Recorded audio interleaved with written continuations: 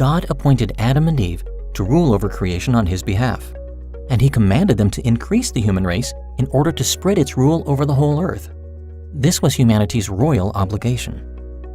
As we read in Genesis chapter 1, verses 27 and 28, God created man in His own image. In the image of God He created him. Male and female He created them. God blessed them and said to them, "Be fruitful and increase in number. Fill the earth and subdue it. Rule over the fish of the sea and the birds of the air and over every living creature that moves on the ground."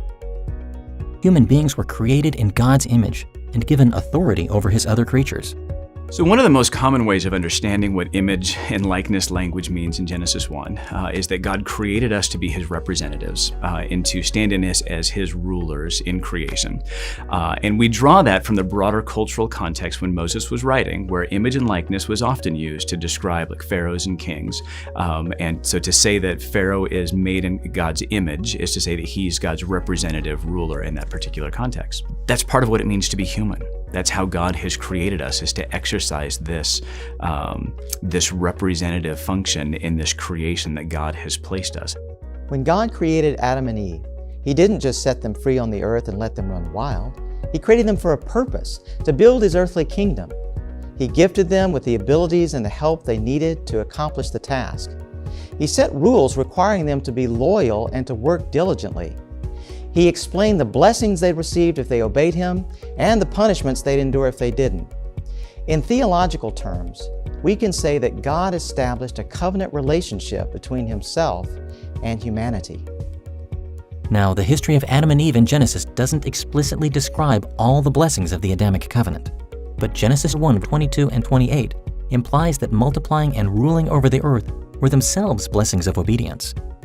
This idea is confirmed by later scriptures that point to the blessing of progeny, such as Deuteronomy 7:14, and the blessing of rule over the earth, such as 2 Timothy 2:12. The great King of Heaven ordained humanity as His royal vassals to expand His kingdom beyond the initial borders of their dwelling in the Garden of Eden. His goal was for them to multiply, to spread out, and to care for the whole earth in the same way they cared for the garden. Ultimately, humanity was to turn the entire planet into God's earthly sanctuary as an extension of His heavenly kingdom. And this is still our obligation today. In the Lord's Prayer in Matthew chapter 6, verse 10, Jesus taught us to pray, "Your kingdom come, your will be done on earth as it is in heaven." It's always been humanity's task to help God extend His heavenly kingdom to earth. Jesus' instructions for our prayers reflect that. And this task falls especially on His faithful people in the church. We ought to view each of our vocations as aspects of the dominion that God has given us over the earth. And we ought to use our skills and our resources to care for and govern His creation.